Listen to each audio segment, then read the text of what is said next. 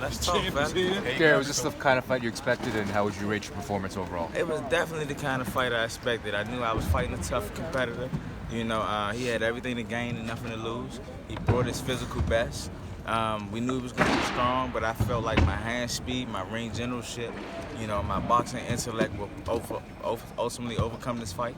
That's exactly what happened. I kept the jab in his face. He couldn't get past it. On the back half of the fight, I told myself I was going to lock my hands up and start walking forward and pressing the action and dictating the action. That's exactly what we did. Where would you kind of rank him in your career right now? You fought a lot of great fighters, but where would you rank him? I mean, he was definitely one of the better fighters that I competed against. I feel like he would give any of these guys in the upper echelon a run for their money. He was definitely good, just like a JoJo Diaz. I take my help from JoJo Diaz. I think if he was to stay focused, once again, he would become a world champion just like JoJo Diaz did. 120 was tonight the last night. We're gonna see you at 126. Or you gonna Hell yeah, unless Leo gonna come and see me at 126. Gotcha. But other than that, I meet him at 130. I mean, I don't plan on moving to 130. I wanted to jump straight up to 135. I wanted to put myself in the weight division with Javante Tank Davis. I want to rematch with Vasily Lomachenko. I don't want to do it for the fans. I don't want to do it for the media. I want to do it for myself. I got too much integrity to just let something like that go. I got to get back. So the reason you want to jump up to 135 because of the competition? You don't really feel like there's competition at 130 very much? I mean, I don't feel like it's nobody in the weight division that I wanted to compete against. The only reason why I was going to go up to 130 was because Tevin Farmer was one of the fighters that mentioned my name. I'm a real fighter. I'm a real champion. So I'll answer the call to anybody. I got too much integrity. Once again, I got too much testosterone in me to let something like that go to waste. I'm 126 pounds. I don't care if somebody was 150. If they said they wanted to fight me, we can make the fight happen.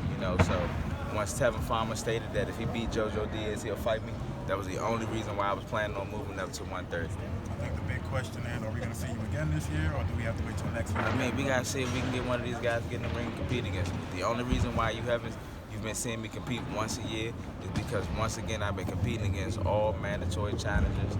These guys with everything to gain and nothing to lose. And none of the champions was willing to come and fight me. I have the most prestigious title in the sport of boxing, the WBC. Why is it that none of the other champions want to get it? Why is that I'm only competing against the mandatory champions? That's the issue. How challenging do you think it'll be when you fight at 135 for the first time, skipping another weight class? I don't think it'll be challenging at all. I actually welcome it. I think the fact that I'll be moving up to 135, a lot of these guys will feel as though they will have somewhat of an unfair advantage, and at that point they'll be willing to take the fights because no one's willing to fight me right now. You think Lomachenko would fight you again? It's possible. I hope you do. I hope you do. Hey Gary, I talked to Javante Tank Davis, the trainer, and he said the reason that they didn't want to fight you is because you couldn't sell. What is it going to take for you to get him in the ring? For him to grow some nuts. For his team to grow some cojones. And stop acting like a sucker. The sport of boxing is getting weak. A lot of the fighters are getting weak. Like I said, I'll answer the call to anybody. If somebody say they want to fight me, I'm a man at the end of the day.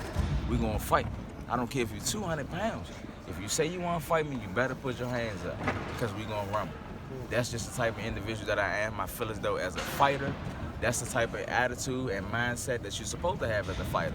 What type of stuff is that to say, well, I don't want to fight him because it don't sell? You sound like a sucker.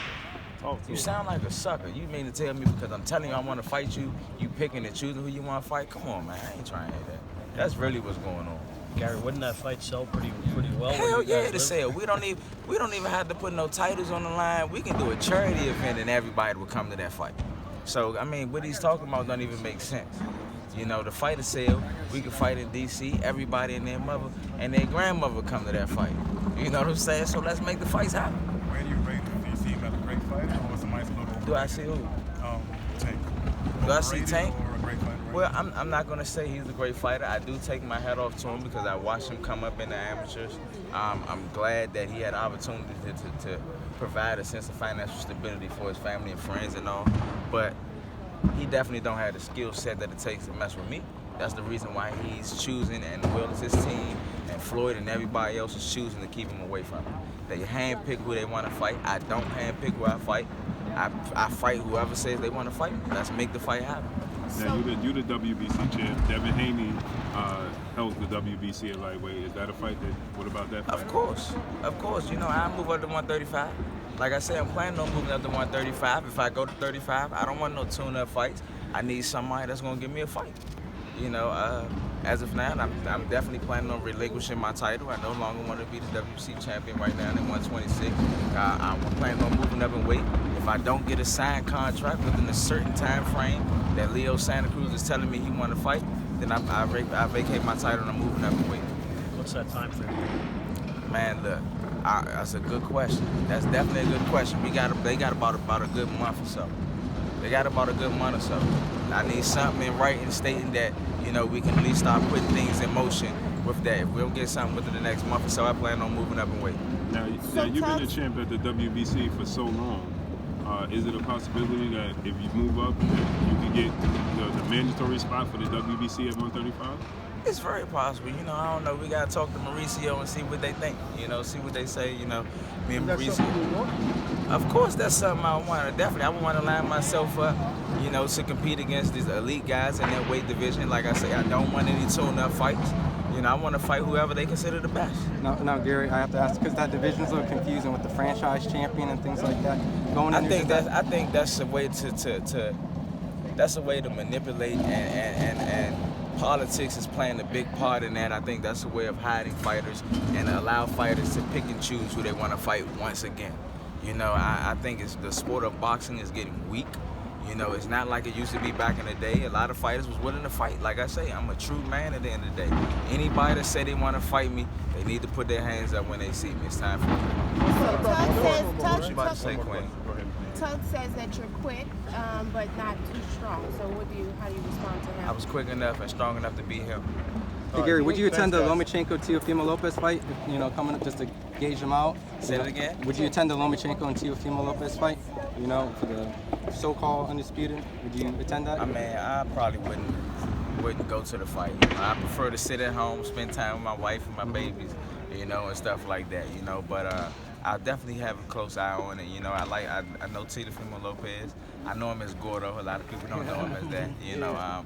And it's so funny because I never really knew that his name was Teofimo Lopez because I always called him Gordo, you know, so it's funny. I'm like, who the hell they talking about? I'm like, oh, Gordo, you know, but I take my hat off to him as well. I think he's going to give Lomachenko a tough fight.